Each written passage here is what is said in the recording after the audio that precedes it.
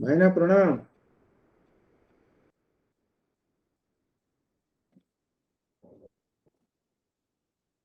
खाना पीना खाना नहीं है, मेन बात है। भाईना प्रणाम करची। हाँ प्रणाम प्रणाम। प्रणाम सर प्रणाम। हाँ प्रणाम। हमारी संस्था सन्यासी आयुर्वेद भगेन प्रणाम। हाँ विपिन कौन खबर है? जो कि ଆଉ ସବୁ ଭଲ ଆପଣ କେମିତି ଅଛନ୍ତି? घरे एटी है। उसका पूरे का पूरा निचोड़ आपके शरीर को लगे, आपको भूख पड़े, खाया पीता सही से लगे, नया खून बढ़े, हड्डियों में जान आए, चेहरे पर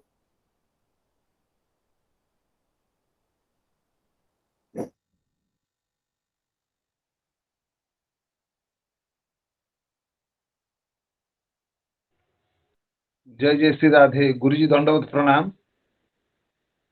गुरुदेव प्रणाम करते हैं। प्रणाम प्रणाम। हरे कृष्णा। हरे कृष्ण हरे कृष्ण। सर प्रणाम सर। गुरु जी प्रणाम। प्रणाम प्रणाम।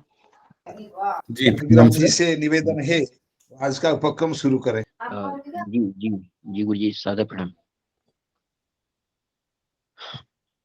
शिखि मुकुट विशेषम नील पद्मांगदेशम मुखकृतकेशम कौस्तुभापीतवेशम मधुररवकलेशम शंभजे भ्रातृशेषम व्रजजनवनितेशं माधवं राधिकेशं। परम मंगलमय परम कारुणिक अकारण करुणा वरुणालय श्री राधा गोविंद जी के चरणारविंदों में अपना साष्टांग प्रणाम निवेदन करते हुए हमारे व्यास स्वरूप सभी आचार्य जनों के चरणों में पुनः पुनः प्रणाम निवेदन करता हूँ तथा हमारे इस भागवत मकरंद मिलिंद वृंद में जुड़े हुए सभी गुरुजन, श्रेष्ठ जन, श्रद्धालु जन, भक्तिमयी माताएं, रसिक जन, भागवत कथा रस पिपासु जन, सभी श्रेष्ठ जनों के चरणों में पुनः पुनः प्रणाम निवेदन करता हूँ। हम सभी का आचार्य जनों की महती कृपा से परम मंगलमय क्षण उपस्थित है। हम सभी भागवत कथा का आश्रय लेकर के अपने इस मानव जन्म को सफल कर रहे हैं। इस हेतु मैं गुरुजनों के सभी गुरुजनों के चरणों में पुनः पुनः प्रणाम निवेदन करता हूँ। हम सभी ने जैसा कि गुरुजी के श्रीमुख से दशम स्कंध के 49 अध्याय की चर्चा जो कि आरंभ हुई थी उसके विषय में श्रवण किया था। श्री शुक उवाच क्रीडासक्तेषु गोपेषु तद्गावो दूरचारिणीः स्वैरं चरन्त्यो विविशुस्तृणलोभेन गहूवरम्। भगवान श्री सुखदेव जी इस श्लोक में कहते हैं कि परीक्षित, वह जो समय था जब भगवान ने बलराम जी ने प्रलंबासुर का वध किया, तत्पश्चात भगवान कुछ विशेष लीला करने के लिए लौकिक लीला के साथ साथ उसी में अलौकिक लीला को करने हेतु कुछ किसी लीला में प्रवृत्त हो रहे हैं और उसी लीला के लिए बता रहे हैं कि जब सभी ग्वाल बाल खेल कूद में आसक्त हो गए तब वे जो जिन गौओं को लेकर के आए थे उनकी ओर ध्यान उनका नहीं गया और वे सभी की सभी स्वैराचारिणी हो गई और वे बहुत दूर तक निकल गई। हरी हरी घास के लोभ से वे एक स्थान, एक वन से दूसरे वन में प्रवेश कर गई। अजागावो महिष्यश्च निर्विशन्त्यो वनाद्वनम् इषिकाटवीं निर्विविशुः क्रन्दन्त्यो दावतर्षिताः। भगवान श्री कृष्ण तथा सभी ग्वालवाल अनेक गायें, बकरे, भैंस आदि अनेक पशुओं को लेकर के वन में उनको उनके चारण हेतु आए थे और वे सभी गाय आदि जितने पशु थे वे सब के सब एक वन से दूसरे वन में होते होते आगे की ओर बढ़ते चले गए और ऐसे स्थान पे पहुंच गए, ऐसे मुंजा घास के जो जंगल थे उस जंगल में पहुंच गए जहां वे अत्यंत प्रचंड आतप से व्याकुल हो गई और वे सब के सब विशुद्ध होकर के वहां रंभाने लगी। ते पश्यन्तः पशून् गोपाः कृष्ण रामादयस्तदा जातानुतापा न विदुर्विचिन्वन्तो गवां गतिम्। इस क्रीडासक्त सभी भगवान एवं सभी ग्वालवाल ने जब उन्होंने अपने क्रीड़ा से उनका ध्यान हटा और उन्होंने देखा कि हमारे जो पशु हम लेके आए थे उनका कहीं ठिकाना नहीं है, तब उनको बड़ा पछतावा हुआ और वे सभी उनकी खोजबीन करने के लिए उन सभी गौओं का पता लगाने के लिए निकल पड़े।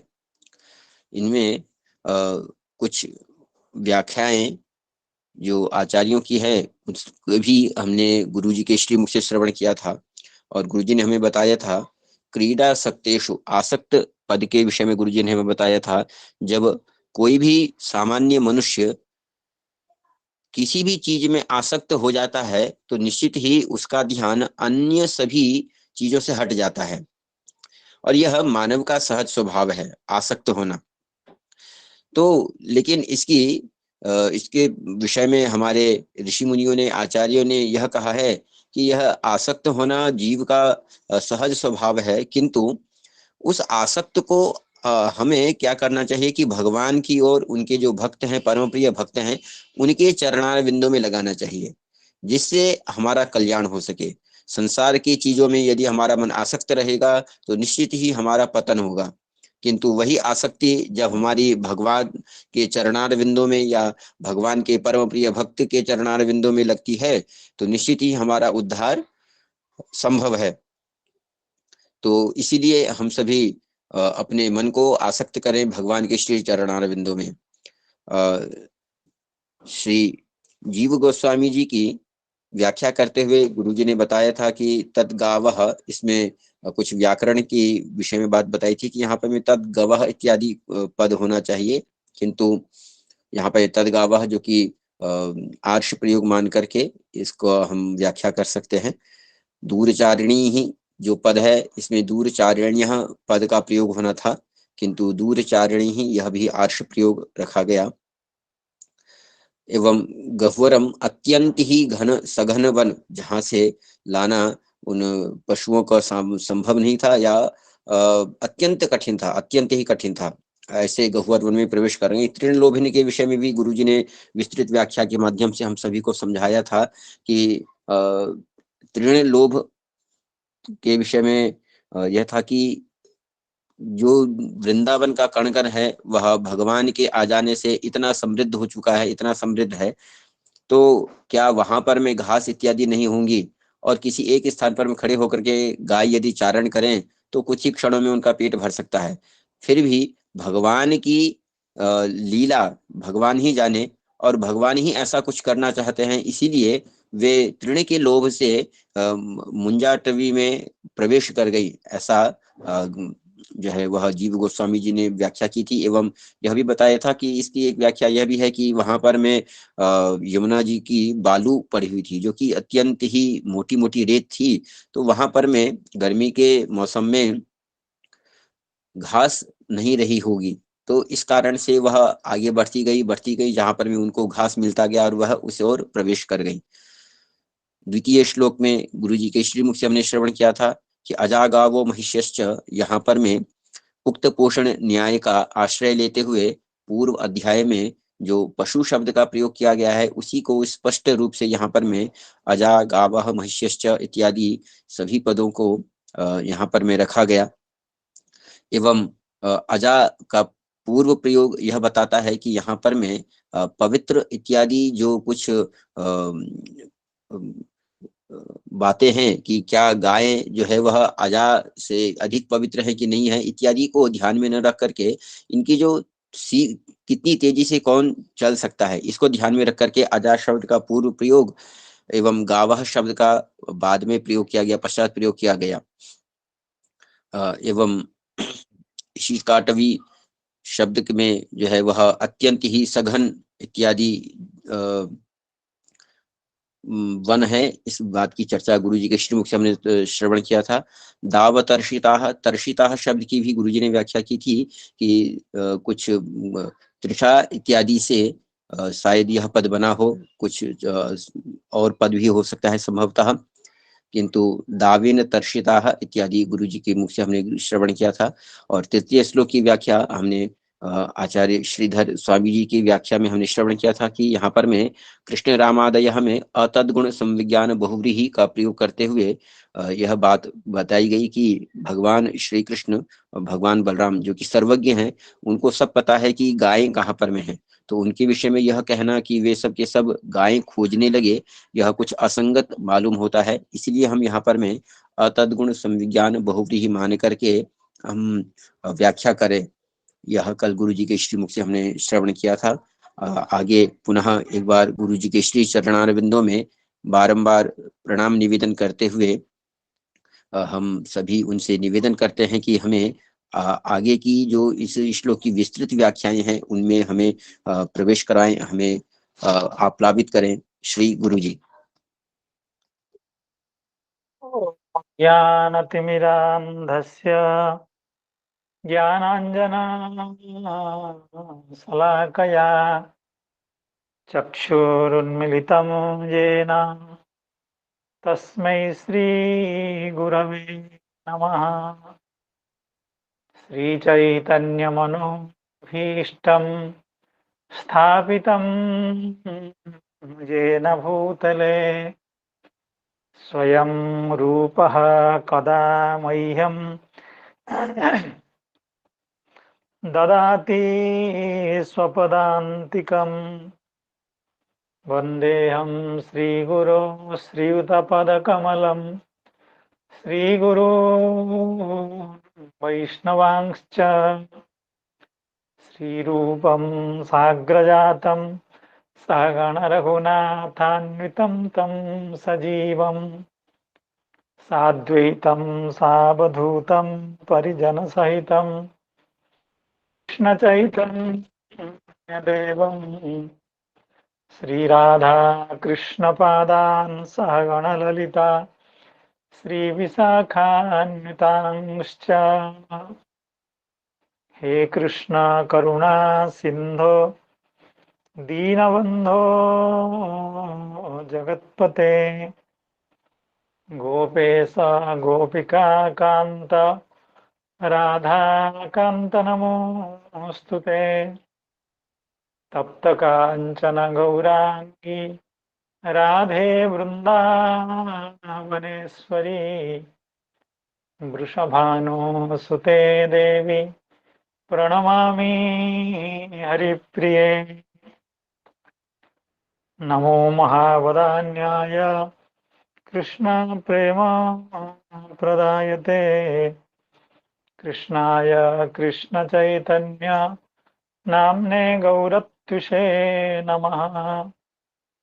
वाञ्छाकल्पतरुभ्यश्च कृपा सिन्धुभ्य एव च पतितानां पावनेभ्यो वैष्णवेभ्यो नमो नमः। जय श्री कृष्ण चैतन्य प्रभो नित्यानंद श्री अद्वैत गदाधर श्रीवासादि गौरभक्तवृंद। हरे कृष्ण कृष्ण कृष्ण हरे हरे हरे राम राम राम हरे हरे। नमो ओं विष्णुपादाय कृष्ण प्रेष्ठाय भूतले श्रीमते भक्तिवेदांत स्वामिन्निति नामिने। नमस्ते सारस्वते देवे गौरवाणी प्रचारिणे निर्विशेषा शून्यवादे पाश्चात्य देशतारिणे। यं प्रव्रजन्तमनुपेतमपेतकृत्यं द्वैपायनो विरहकातराजुहाव पुत्रेति तन्मयतया तरवोऽभिनेदो स्तं सर्वभूतहृदयं मुनिमानतोऽस्मि। नारायणं नमस्कृत्य नरं चैव नरोत्तमं देवीं सरस्वतीं व्यासं ततो जयमुदीरयेत्। नष्टप्रायेष्वभद्रेषु नित्यं भागवत सेवया भगवत्युत्तमश्लोके भक्तिर्भवति नैष्ठिकी। हरे कृष्ण कृष्ण कृष्ण हरे हरे, हरे राम राम राम हरे हरे। सायंकालीन इस समावेश में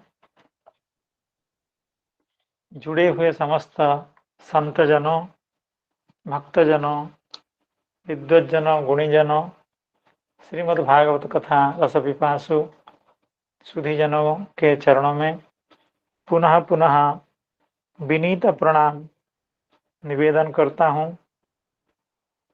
आज हम लोग जो हमारे आरंभ में जैसे सायंकाल को दसम स्कंद का पाठ होता था, प्रातः प्रथम स्कंद का पाठ होता था, उस पूर्व स्थिति में हम लोग आ गए हैं।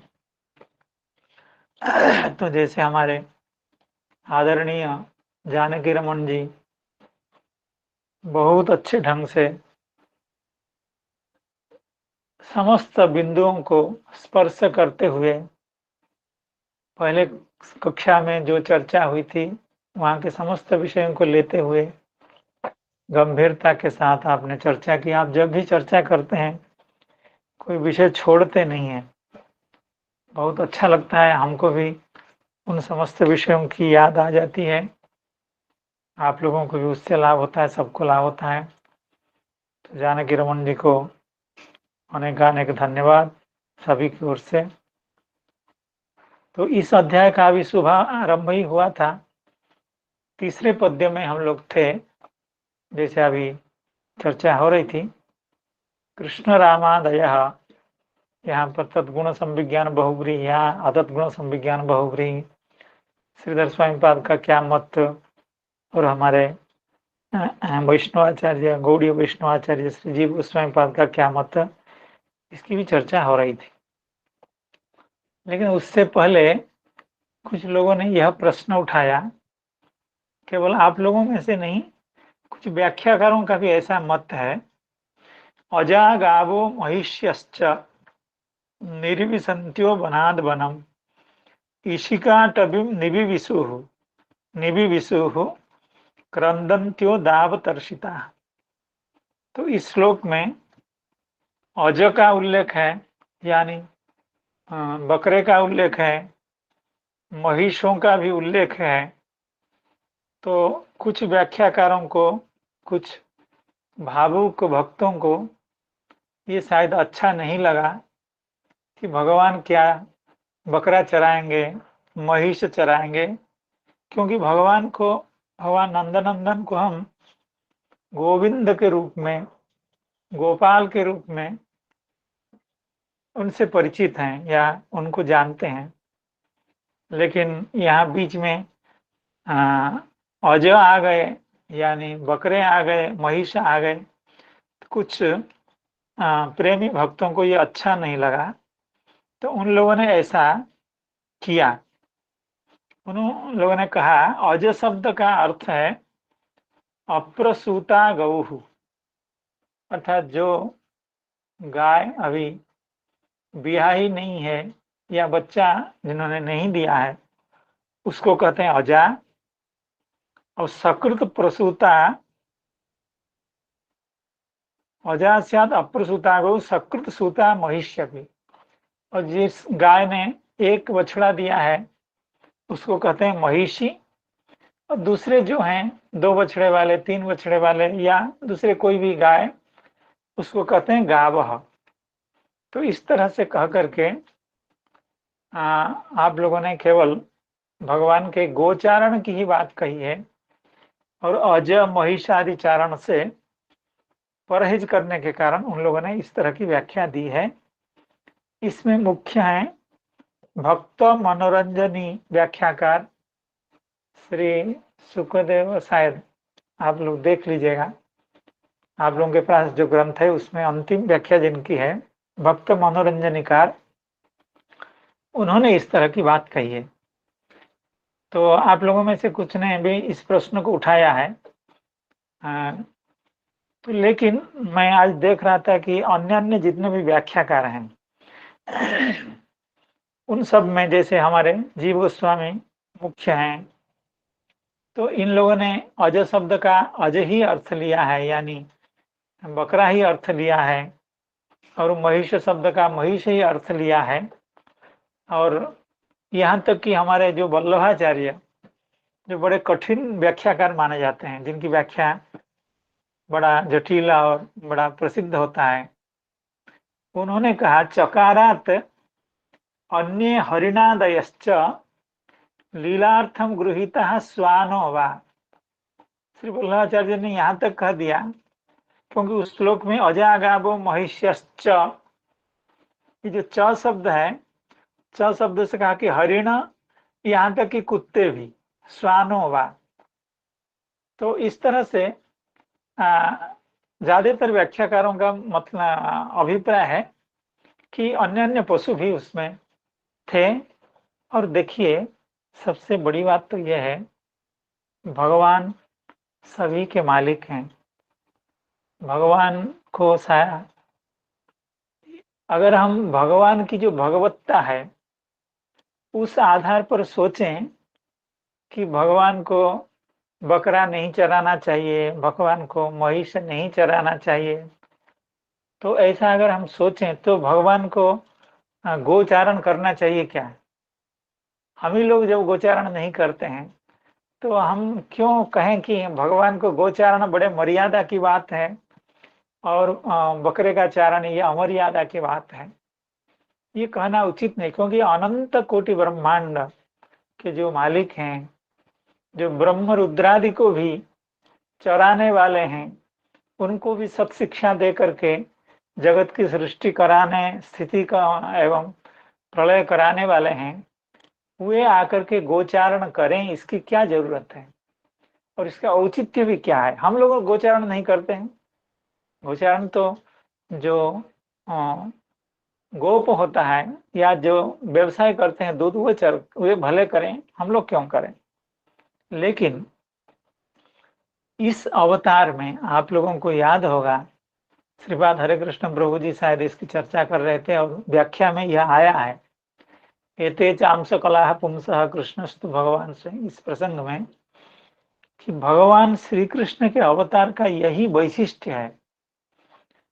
यह वैशिष्ट्य रामादि अवतार में नहीं है। क्या वैशिष्ट्य है? भगवान ने तुच्छाति तुच्छ, अति निंदित वस्तुओं से भी अपनी लीलाएं की है। जैसे हम लोग निरंतर श्रवण कर रहे हैं, भगवान जो माला धारण करते हैं वो गुंजा की माला होती है। भगवान स्वयं नंदनंदन है, राजपुत्र हैं, मैया मणियों की बड़ी अच्छी सुंदर माला पहना करके भगवान को जंगल में भेजती है, लेकिन सखागण सब मिल करके गुंजा की माला भगवान को पहना देते हैं और टहनियों से भगवान का अलंकार करते हैं। पत्थरों की, पर्वतों की शिलाओं को घिस करके भगवान को, उससे भगवान का तिलक करते हैं, भगवान का श्रृंगार करते हैं। और भगवान इस अवतार में चोरी करते हैं, प्रसिद्ध हैं चोर होने के नाते। इस अवतार में भगवान गोपियों के साथ लीला करते हैं। इस अवतार में भगवान अर्जुन का रथ हाँकते हैं। इस अवतार में भगवान क्या क्या तुच्छ कार्य नहीं करते हैं। अर्थात भगवान की भगवत्ता ऐसी है, वे तुच्छाति तुच्छ चीजों को भी लेकर के अपनी भगवत्ता को बरकरार रखते हैं। अर्थात कहीं भी भगवान की भगवत्ता में कमी नहीं आती है। इसीलिए शायद विविध आचार्यों ने इस श्लोक को इतना जटिल न बना करके अज शब्द का अर्थ बकरा ही लिया है और महिष शब्द का अर्थ महिष ही लिया है, और वल्लभाचार्य जी तो आगे एक पैर आगे चल करके च शब्द से मृग और कुत्ते तक को भी ले लिया है। तो उससे भगवान की भगवत्ता में कहीं भी कमी नहीं आती है, या हम लोगों की श्रद्धा उससे कम भी नहीं होती है। हम लोगों की श्रद्धा कम होने की बात होती तो वहीं पर श्रद्धा कम हो जाती है कि भगवान ने गोपियों के साथ ये सब क्या क्या लीला की। तो कई तरह की बातें भगवान के बारे में उठाई जा सकती है, तो ये शायद एक समाधान हो सकता है। साधु प्रणाम, जय सिया राम, दंडवत प्रणाम प्रणाम। पहले और तीसरे श्लोक में जो ये अजागाव महिष्य के केवल गाय अर्थ के बारे में है, तो पहले और तीसरे में गवाम गतिम और ऐसे करके गाय को ही मैंने केवल स्मरण किया है, सपोर्ट कहीं नहीं मिल रहा है उसका अजागाव महिष्य का। बिल्कुल जी बिल्कुल प्रणाम। बिल्कुल बिल्कुल आपका कहना सही है, आपका कहना सही है। इसको भी व्याख्याकारों ने उठाया है, क्योंकि भगवान को गोपाल कहते हैं, अजपाल नहीं कहते हैं, महिषपाल नहीं कहते हैं। ऐसा ऐसा ऐसा भी प्रश्न आया है। लेकिन जीव गोस्वामी पाद जिस आधार पर देते हैं, तो उनका कहना है जो पहले तो पशु शब्द था, पशु शब्द किसी भी पशु के लिए होता है, और उसका यह निर्वचन है। वो पशु से क्या क्या पशु ना अजागावो महिष्यश्च, इतने स्पष्ट रूप में कह दिए हैं, और सभी व्याख्याकारों ने इसको समर्थन भी किया है। किसी ने भी इसके विरोध में नहीं गया। वो जो व्याख्याकार हैं हमारे भक्त मनोरंजनकार, उन्होंने केवल एक इसकी व्याख्या की है, लेकिन वो निषेध इस शब्द से भी नहीं किया कि यहाँ छागल नहीं हो सकता इत्यादि इत्यादि। दूसरी बात है, किसी का अगर ऐसा भगवान के प्रति आग्रह है कि उनको केवल गोपाल होना चाहिए, तो उनका भी सम्मान करना चाहिए। लेकिन जो व्याख्याकार इसको अज और महिष आदि कह करके करते हैं, उनका भी सम्मान है। सभी बड़े बड़े आचार्य हैं, जिसको जिन आचार्यों की बातों पर जिसको विश्वास होता है या प्रेम होता है, उसको उसी रूप से ग्रहण करना चाहिए। बस इसमें और आगे तर्क की संभावना या उससे कोई आत्मकल्याण की संभावना नहीं बनती है। इसलिए हम लोग इस श्लोक को यहीं इसकी व्याख्या को यहीं विराम करके अगले श्लोक में प्रवेश करेंगे।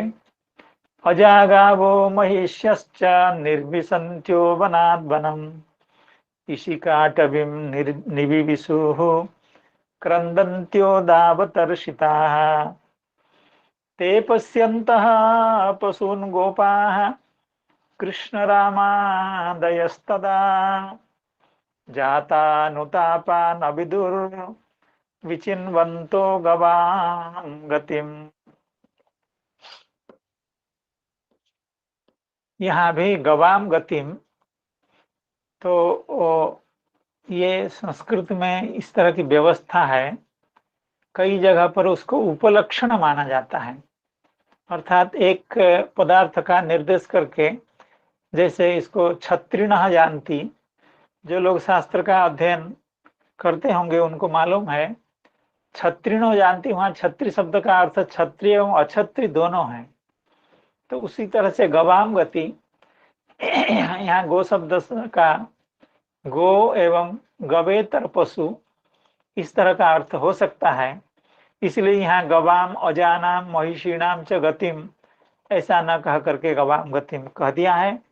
और मुख्य रूप से गोचारण ही है, उसमें अन्य अन्य पशुओं का सम्मिलन होने पर भी मुख्यता गोवों का ही है। इसमें कोई दुराई नहीं है, इसमें कोई संदेह नहीं है।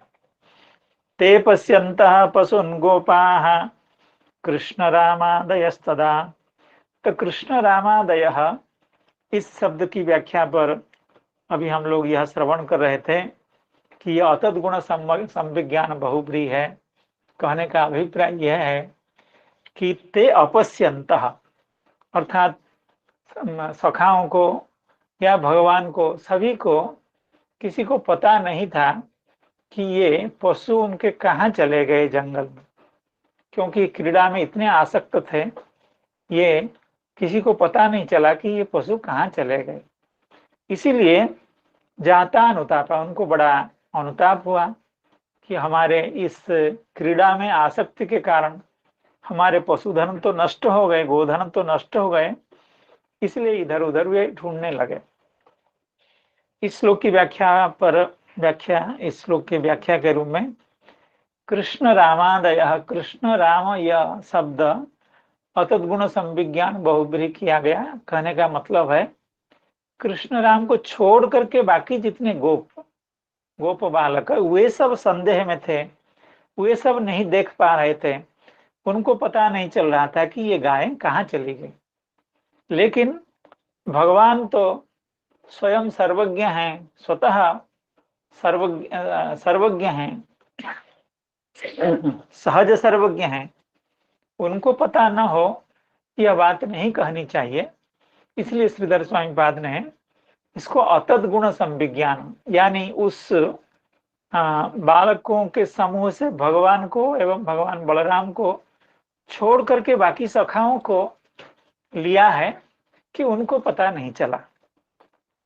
श्री जीव गोस्वामी पाद इस पर कह रहे हैं कृष्णे तेहि व्याख्यातम एवं, अर्थात कृष्ण रामादयस्तदा, इस अंश की व्याख्या श्रीधर स्वामी पाद ने बड़े अच्छे ढंग से की है, अतद्गुण संविज्ञान बहुब्रीहि कह करके। तयोः साक्षात् वर्तमानयोरपि गोपानां पश्वदर्शनादिकं तयोः कौतुक परतया इति ज्ञेयम्। ऐसा कह करके श्री जीव गोस्वामी पाद यह भी कहना चाहते हैं तयोः साक्षात् वर्तमानयोः, जबकि सखागण के साथ भगवान बलराम, भगवान नंदनंदना उनके साथ विद्यमान हैं, तो जब सखागण इतना व्याकुल हो रहे हैं, इतना अनुतप्त हो रहे हैं कि हमारे पशुधन, हमारे गोधन कहाँ चला गया, तो भगवान को उचित था, जब वे भगवान हैं, उनको सही सर्वज्ञ सर्वविद, तो उनको बता देना चाहिए था कि कोई चिंता नहीं, हम लोग चलते हैं जहां मुझे मालूम है। लेकिन ऐसा भगवान ने नहीं किया। क्यों नहीं किया? तयोः साक्षात् वर्तमानयोः अपि गोपानां पशु दर्शनादिकम, फिर भी सखाओं को पशु का पता नहीं होता है, गायों का पता नहीं होता है।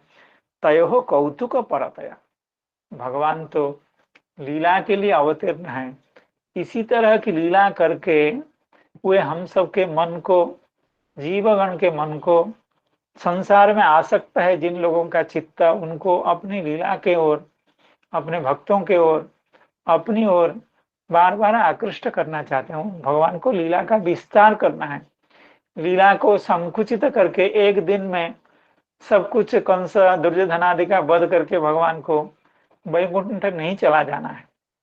भगवान को काफी दिन तक लीला करके हम लोगों को भगवान अपनी ओर आसक्त करना चाहते हैं, तभी हमारी सद्गति, हमारा कल्याण होगा।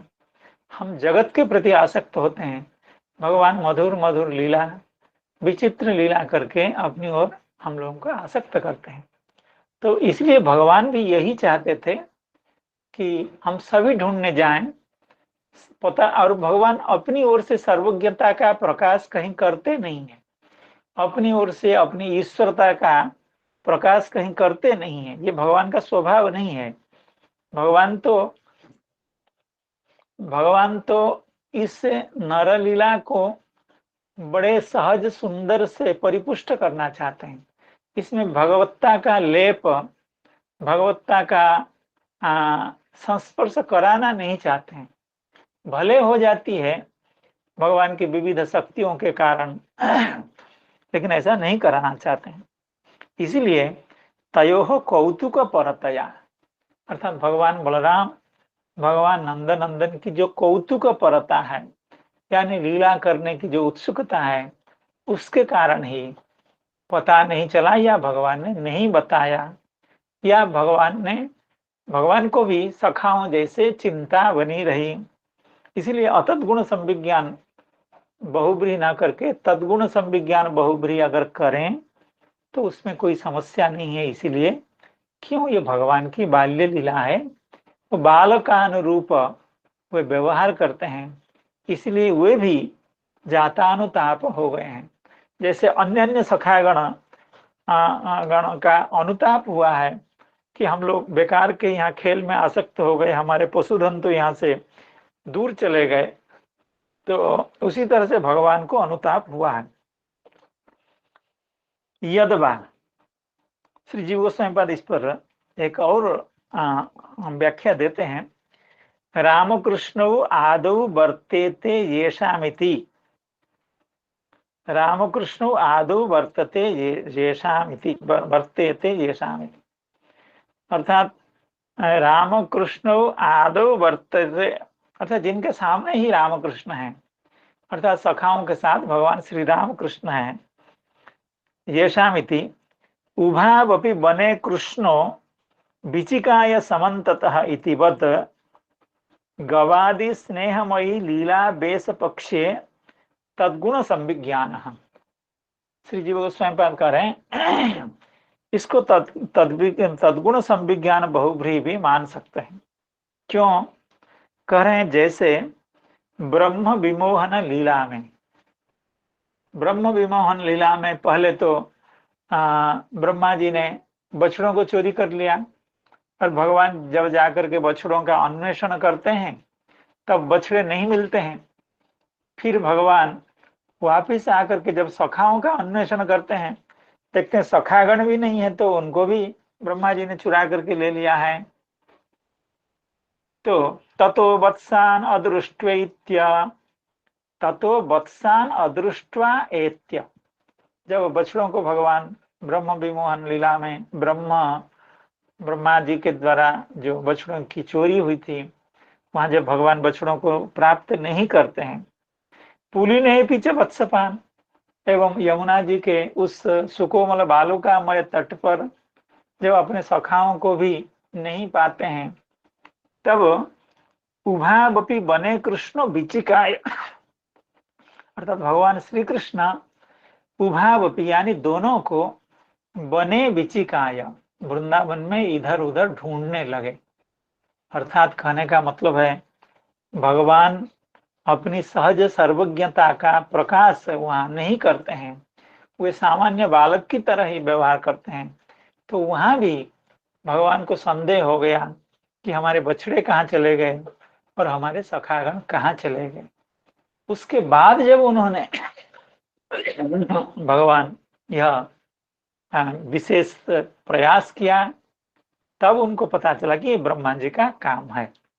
ऐसे सामान्य तौर पर भगवान बालक जैसे ही, मनुष्य बालक जैसे ही व्यवहार करते हैं, इसलिए उनको भी पता नहीं चला था। तो श्री जीव गोस्वामी उसी बात का उदाहरण देते हुए कहते हैं, वहां भी जैसे भगवान को पता नहीं चला था, यहाँ भी भगवान को पता नहीं चल रहा है, यानी सखाओं को भी पता नहीं चल रहा है, या भगवान को भी पता नहीं चल रहा है, भगवान बलराम को भी पता नहीं चल रहा है कि हमारे ये सब पशुधन कहाँ चले गए। कृष्ण रामो आदौ वर्तेते येषामिति उभावपि बने कृष्णो विचिकाय समन्ततः इति वद गवादि स्नेहमयी लीला वेश पक्षे। अर्थात अगर भगवान को पता होता तो गायों के प्रति भगवान का यह जो स्नेहमयी लीला, क्योंकि जातानुताप, भगवान को भी अनुताप हो रहा है कि हमारी गायें कहाँ चली गई, अर्थात सब बच्चे अत्यंत म्रियमाण हो जाते हैं, अत्यंत चिंतित हो जाते हैं, अत्यंत उद्विग्न हो जाते हैं। क्यों होते हैं? क्योंकि पशुओं के प्रति, गायों के प्रति, उनके गोधनों के प्रति उनका जो प्रीति विशेष है, उसके कारण। तो वह प्रीति विशेष जैसे अन्य अन्य सखाओं के हृदय में है, उसी तरह का प्रीति विशेष भगवान के हृदय में भी होना चाहिए, और है। इसीलिए इसको अतत गुण संविज्ञान बहुब्रीहि न मान करके तद्गुण संविज्ञान बहुब्रीहि ही मानना चाहिए। ते पश्यन्तः पशून् गोपाः कृष्णरामादयस्तदा जातानुतापा न विचिन्वन्तो गवां गतिम्। श्रीधर हमारे चक्रवर्ती पाद कह रहे हैं, जातानुतापा न विदुः, जातानुतापा न विदुः। तो विदुः कहते हैं विविदुः, यह लिट लकार का साधु रूप है विविदुः। गो विषय का प्रेमणा एवं आवृत ज्ञाना। देखिए, गो विषय का प्रेमणा एवं आवृत ज्ञान, श्री चक्रवर्ती पाद कहते हैं गो विषय का जो प्रेम है भगवान का, गायों के प्रति जो प्रेम है, उस प्रेम के कारण भगवान का ज्ञान आवृत हो गया। बच्चों के प्रति पिता माता का जो प्रेम हो जाता है, उस प्रेम के कारण उनके ज्ञान आवृत हो जाते हैं। प्रेम उसको आसक्ति कहिए, आसक्ति से भी मनुष्य अविवेकी हो जाता है। तो इसी तरह से गायों के प्रति, गौओं के प्रति भगवान का जो प्रेम विशेष है, उससे भी भगवान का ज्ञान आवृत हो गया है। यानी भगवान को समझ में नहीं आ रहा है कि कहाँ चले गए। यह जो व्याख्या है, ये श्री जीव गोस्वामी व्याख्या, श्री जीव गोस्वामी पाद की व्याख्या के से प्रभावित है, क्योंकि स्नेहमयी लीलावेश पक्ष, भगवान का गायों के प्रति जो स्नेह विशेष है, ऐसा जीव गोस्वामी पाद कह रहे हैं। तो उसी बात को श्री चक्रवर्ती पाद बढ़ा करके इस तरह का कह रहे हैं कि गो विषय का प्रेमणा एवं आवृत ज्ञाना। तो जातानुतापा न विदुर विचिन्वन्तो गवां गतिम। यह तो तृतीय श्लोक हुआ। अब हम लोग चतुर्थ श्लोक में प्रवेश करेंगे। जातानुतापा न विदुर विचिन्वन्तो गवां गतिम। तो गवां गतिम अर्थात गायों की जो गति है, गायों का जो गमन का स्थान है, गायें कहाँ गई, इस तरह का अन्वेषण कर रही हैं। तो विचिन्वन्तः किस तरह से, विचिन्वन्तः अर्थात किस तरह से अन्वेषण कर रहे हैं, उसके उत्तर में अगले श्लोक में, चतुर्थ श्लोक में कहा जाता है, तृणैस्तत् खुरदच्छिन्नैर् गोस्पदैरङ्कितैर्गवाम् मार्गम अन्वगमन सर्वे नष्टा जीव्या विचेतसः। तृणैस्तत् खुरदच्छिन्नैर् गोस्पदैरङ्कितैर्गवाम् मार्गम अन्वगमन सर्वे नष्टा जीव्या विचेतसः। अर्थात ये सब सखागण गोपाः रामकृष्णादयः ये मार्गम अन्वगमन अर्थात गायों के मार्गों का अनुगमन करते रहे। अर्थात जिधर गाय गई हैं उस रास्ते में जा रहे हैं कि उनको उनके गोधन, उनको उनकी जो गो संपत्ति वो प्राप्त हो जाए। तो कैसे उनको पता चला कि गायें इस रास्ते से गई हैं? स्वाभाविक है, हम लोग भी ऐसा करते हैं। तृणैस्तत् खुरदच्छिन्नैः अर्थात तृणैः तत् खुरदच्छिन्नैः, खुरद, हाँ, तो तृणों का अन्वेषण करते हुए, अर्थात वृंदावन में जो घास हैं उस घासों को देखते हुए, घासों के स्वरूप को देखते हुए। कैसे घासों का स्वरूप? तृण तद खुरदच्छिन्नैः, खुर के द्वारा छिन्न और दत्त के द्वारा छिन्न। खुरश्च या खुराणी च दंताश्च इति खुरदंताः तैहि खुरदत्त छिन्नैः। अर्थात जब गायें जिस रास्ते से गई हैं उस रास्ते में जितने भी घास हैं वे उनके खुर से, पदाघात से वे छिन्न हैं, टूट फूट गई हैं। एवं जाते समय जो घास खा रही थी उनके दंतों के द्वारा भी वो घास कुछ खाए गए हैं। तो इस तरह से अर्थात वृंदावन के उस प्रदेश में, जिस प्रदेश में घासों को सद्य खाए जाने का या कुचले जाने का चिन्ह दिख रहा है, उस मार्ग का अन्वेषण करते हुए वे गायों का अन्वेषण कर रहे हैं। तृणैः ही, कैसा तृण? तत् खुरदच्छिन्नैः।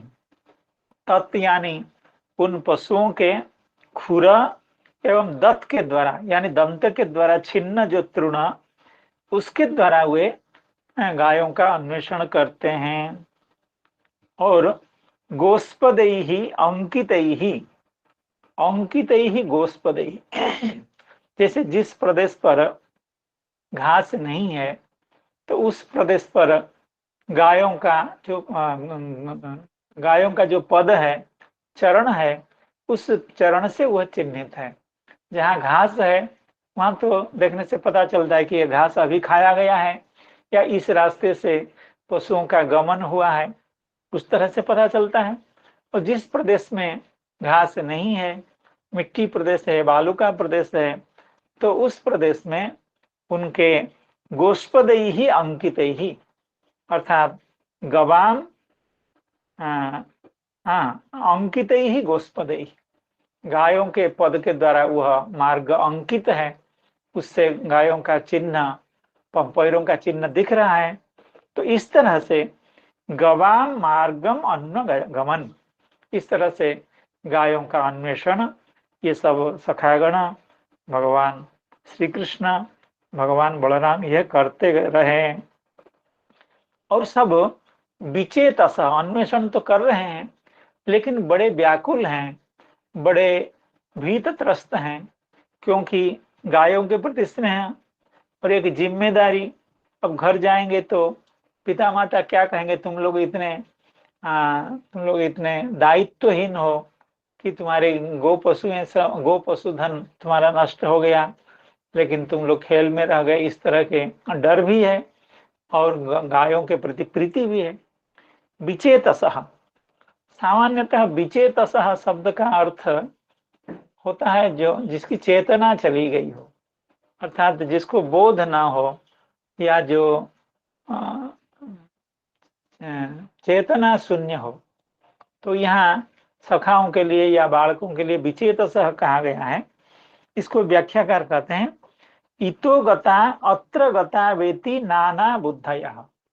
श्री विजय ध्वज टीकाकार जो मध्य संप्रदाय के हैं वो कह रहे हैं विचेतसः शब्द का अर्थ है इतो गतः अत्र गता वेति नाना बुद्धय, अर्थात यहाँ विगत चेतसः नहीं है, विविध चेतसः। कोई कहता है इधर गए, कोई कहता है कि पशु सब इधर गए हैं, लेकिन फिर जब थोड़ा सा संदेह होता है तो फिर गायों का या चिन्ह को देख करके सब निर्णय करते हैं ना, इधर ही सब गायें गई हैं, इधर ही चलना चाहिए। और नष्टा जीव्या, उनको लगता है कि हमारा जो आजीव्य है, यानी हमारी जो जीविका है, गोपों की जो जीविका है, यानी वृंदावन की जो मुख्य जीविका है, वो तो नष्ट हो गई है। अर्थात हमारे समस्त पशुधन, हमारे समस्त गोधन नष्ट हो गया है। तो इस तरह से सोच करके वे सब उस मार्ग का अन्वेषण कर रहे हैं। इस पर हमारे श्रीधर स्वामी पाद कह रहे हैं तासाम खुरैः दद्भिश्च छिन्नैः तृणैः, उन गायों के खुर के द्वारा, पाँव के द्वारा एवं दांतों के द्वारा छिन्न जो तृण, एक तो यह लक्षण हुआ अर्थात खुर एवं दत्त इससे छिन्न, और दूसरा हुआ गोष्पदैः अंकितैश्च भूप्रदेशैः।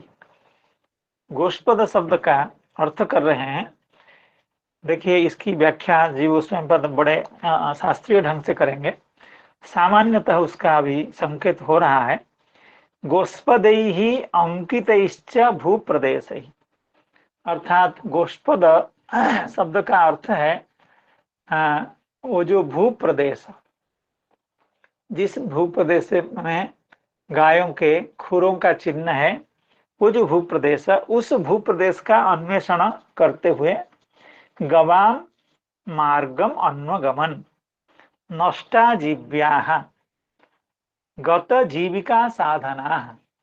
आजीव्य शब्द का अर्थ है जीविका का साधन। नष्टा जीव्या अर्थात जिन गोपों के जीविका का साधन नष्ट हो गया हो। अगर सब गायें चली जाएं, सब पशु चले जाएं, तो फिर गायों की जीविका ही क्या बचेगी। इसलिए वे सब नष्टाजीव्य हैं।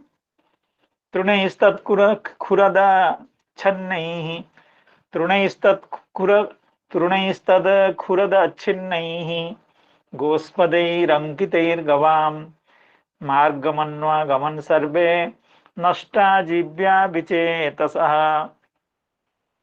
तासाम, श्री चक्रवर्ती पाद कर रहे हैं, तासाम गवाम खुरैः दद्भिश्च छिन्नैः तृणैः गोस्पदैः। गोस्पद शब्द का अर्थ है अंकितैः भूप्रदेशैश्च। हम लोग गोस्पद शब्द का सामान्य अर्थ यही समझ रहे हैं, गायों का पद, लेकिन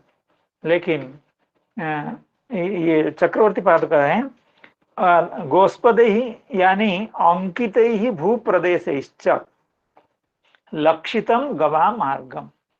अंकित जो भूप्रदेश, इसकी व्याख्या जीव उसमें बाद और करेंगे, दीर्घ व्याख्या। अंकित जो भूप्रदेश है अर्थात गोस्पदैः अंकितैः भूप्रदेशैश्च लक्षितम गवाम मार्गम नष्टा जीव्या विगत जीविका साधना। अर्थात श्रीधर स्वामी पाद ने जैसी व्याख्या की थी, श्री चक्रवर्ती पाद भी उसी तरह की व्याख्या कर रहे हैं। श्री जीव गोस्वामी पाद करें गोस्पदैः गोभिः सेवितैः मार्गैः। गोस्पद शब्द का अर्थ है गायों के द्वारा सेवित जो मार्ग, अर्थात जिस मार्ग से गायें गई हों वह मार्ग है गोस्पद। सावधान होकर के थोड़ा श्रवण करने की आवश्यकता है। गोस्पदैः गोभिः सेवितैः मार्गैः। क्यों? यतः अंकितैः तत्खुरादिभिः लिखितैः। क्यों? वह मार्ग गायों के खुरों के द्वारा लिखित है, यानी चिन्हित है, अंकित है। यहाँ पर श्री जीवोस्वामी पाद कहते हैं गोस्पदम सेवित प्रमाणेषु इति शब्द स्मृते है अन्यत्र सुडभावात्। जो लोग वैयाकरण हैं उनको तो बहुत अच्छा लगेगा, यह पाणिनीय सूत्र है। गोस्पदम सेवित प्रमाणेषु, अर्थात गोस्पद शब्द का अर्थ है सेवित, असेवित एवं प्रमाण। अर्थात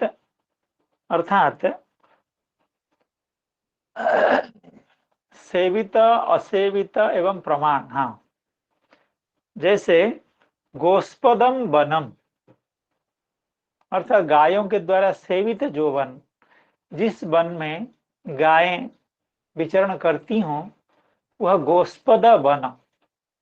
उसी तरह से असेवित अगोस्पदम वनम। इस पर बहुत सारी दूसरी भी चर्चा हैं व्याकरण की, लेकिन उसकी चर्चा अभी करने की बहुत आवश्यकता नहीं है। लेकिन गोस्पद शब्द का अर्थ है सेवित, अगोस्पद शब्द का है गायों के द्वारा असेवित, और प्रमाण जैसे गोस्पदम जलम।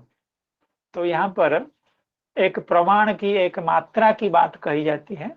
इसलिए गोस्पद शब्द का अर्थ है गायों के द्वारा सेवित। इति शब्द स्मृते है अन्यत्र सुड़ भावात। आप लोगों के ग्रंथ में सुर भावात ऐसा लिखा है, उसको करेक्शन करने की आवश्यकता है। सुड़ भावात गोस्पदम, गोह पदम। तो यहाँ जो सुट हुआ है वो इन अर्थों में हुआ है, अर्थात सेवित, असेवित एवं प्रमाण, इन तीन अर्थों में ही सुट प्रत्यय होता है।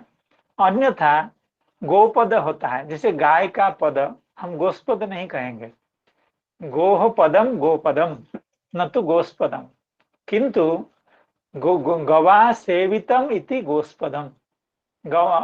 गवा असेवितमिति अगोस्पदम, और गोपद का जो परिमाण है वो गोस्पद। इन तीन अर्थों में सुट का आगम होता है। इसलिए श्री जीव गोस्वामीपाद गोस्पद शब्द का अर्थ यही करते हैं, सेवित ही मार्ग ही, गोस्पद ही गोभी ही सेवित ही मार्ग ही, गायों के द्वारा सेवित जो मार्ग है वो गोस्पद है।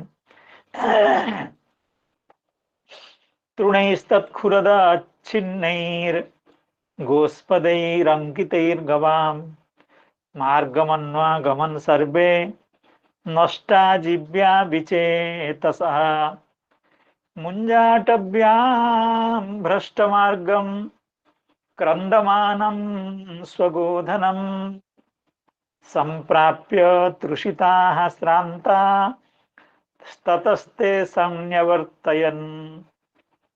मुञ्जाटव्यां भ्रष्टमार्गं क्रन्दमानं स्वगोधनं सम्प्राप्य तृषिताः श्रान्ता ततस्ते संन्यवर्तयन्।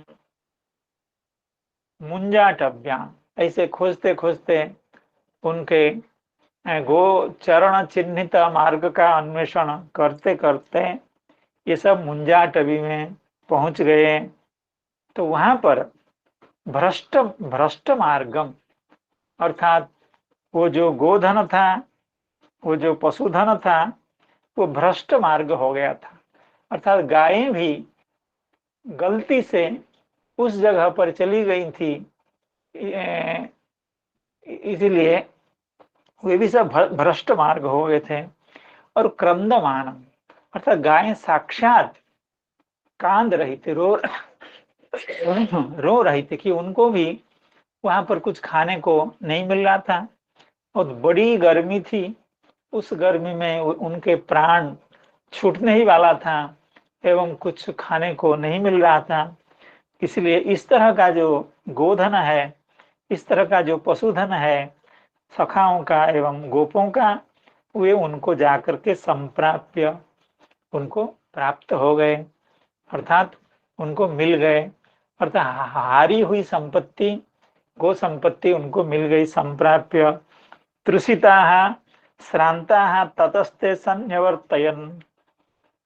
यहाँ पर श्री जीव गोस्वामीपाद इसको स्पष्ट करेंगे, कहते हैं संप्राप्य तान न्यवर्तयन्, अर्थात वहां जाकर के उन गायों को प्राप्त करने के बाद उनको न्यवर्तयन् एवं उनको वहां से निवृत्त करके वहां से वापिस लाए। ततः तृषितः श्रांता, अर्थात इतना करते करते सभी गोप बालक, सभी भगवान के सखागण तृषित हो गए एवं श्रांत हो गए, अर्थात प्यास से व्याकुल एवं थक गए हैं, क्योंकि कई जंगल अतिक्रम कर गए थे गोधन, और उनको इतने सारे गोधन सबको लाना और इतनी गर्मी में लाना, और नीचे भी तप रहा है, ऊपर से भी तप रहा है, इसलिए सब श्रांत हो गए एवं तृषित हो गए। इस पर श्रीधर स्वामी बात कर रहे हैं, मुंजाटवी अपि सैव, अर्थात जिसको हम लोग क्या करें, सरवण या ईशिकाटवी, वही मुंजाटवी है। इसको श्रीधर स्वामी बात करें, मुंजाटवी अपि सैव यानी ईशिकाटवी, ईशिकाटवी ही मुंजाटवी है।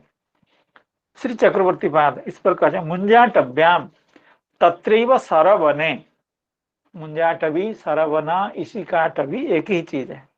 संप्राप्य ताः गवाद्याः न्यवर्तयन्, ताः गवाद्याः, देखिए यहाँ भी चक्रवर्ती पाद गवाद्याः कह रहे हैं, ताः गाह नहीं कह रहे हैं, गवाद्याः यानी गो प्रभृति को वहां से न्यवर्तयन परावर्तयामासु, अर्थात उनको वहां से वापिस लाए। अब इस पर जो संप्राप्य, मुंजाटव्याम भ्रष्टमार्गम क्रंदमानम स्वगोधनम संप्राप्य तृषिताः श्रांता ततस्ते संन्यवर्तयन्। इस श्लोक में दो सम उपसर्ग का प्रयोग है, संप्राप्य और संन्यवर्तयन्। श्री जीव गोस्वामीपाद इस सम उपसर्ग के बारे में बता रहे हैं। सम्यक, सम्यक प्राप्य, अर्थात गायों को वे ठीक तरह से प्राप्त किए। ठीक तरह से प्राप्त करने का क्या मतलब है? सर्व मंगलत्वादिना एकत्रैव प्राप्य। अगर इतनी सारी गायें इधर उधर भटक गई होती तो सबको इकट्ठे करके लाने में बहुत मेहनत होता और सब गायों को इकट्ठे कर पाते कि नहीं, ये संदेह था। लेकिन भगवान के संकल्प से यह लीला हो रही है। सर्व मंगलमयत्वादिना एकत्रैव प्राप्य, यानी सभी गायों को एक जगह सखाओं ने देखा, भगवान ने भी देखा। और संन्यवर्तयत, सम्यक्तया एकीकरणादिना निवर्तन, और सभी को एक गुच्छ में मतलब एक दल में ला करके अपनी जगह पर आ गए। सम्यक्तया एकीकरणादिना निवर्तयन ततः तृषिताः श्रांताश्च बहुल परिभ्रमणाद अभवन्। बड़े सुंदर ढंग से श्री जीव गोस्वामी ने इसका अन्वय कर दिया है। ततः तृषिताः श्रांताः, अर्थात जब सब गायों को इकट्ठा कर लिए, जब वो आकर के अपनी जगह पर पहुंच गए, तब उनको बड़ी प्यास लगी, बड़े थके हुए थे। इस तरह की बहुल परिभ्रमणात् अभवन्। मुंजाटव्याम भ्रष्ट मार्गम क्रंदमानं स्वगोधनम संप्राप्य तृषिताः श्रान्तास्ततस्ते संन्यवर्तयन्। हरे कृष्ण कृष्ण कृष्ण हरे हरे, हरे राम राम राम हरे हरे। अब भगवान के नाम संकीर्तन करने के लिए जो तैयार हों, वे भागीरथी जी हों या और कोई महाराज हों, थोड़ी देर के लिए करें। आनंद जी जी आएगा। जी जी गुरुदेव, जी गुरुदेव। प्रणाम प्रणाम प्रणाम। हरे कृष्ण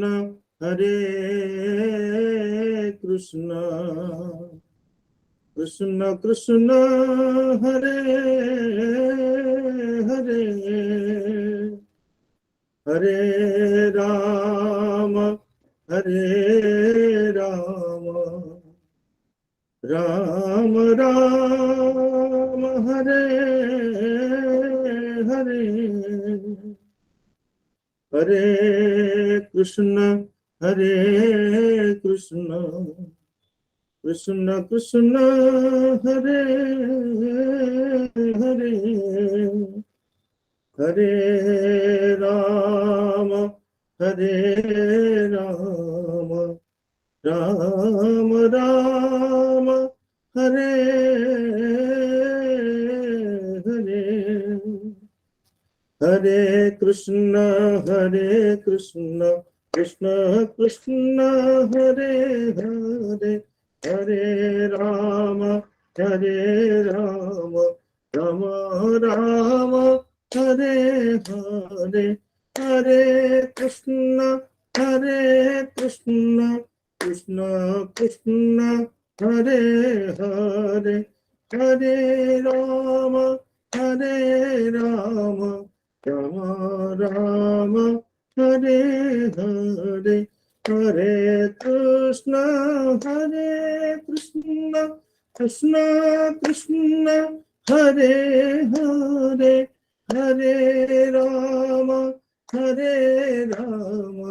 राम राम हरे हरे, हरे कृष्ण कृष्ण कृष्ण हरे हरे, हरे राम राम राम हरे हरे, हरे कृष्ण कृष्ण कृष्ण हरे हरे, हरे राम राम राम हरे हरे, हरे कृष्ण कृष्ण कृष्ण हरे हरे, हरे राम राम राम हरे हरे, हरे कृष्ण कृष्ण कृष्ण हरे हरे, हरे राम राम राम हरे हरे, हरे कृष्ण कृष्ण कृष्ण हरे हरे, हरे राम राम राम हरे हरे। जय जय भगवत नाम संकीर्तन की जय। जय श्रीमद् भागवत ग्रंथ महापुराण की जय। जय समस्त भक्त वृंद की जय।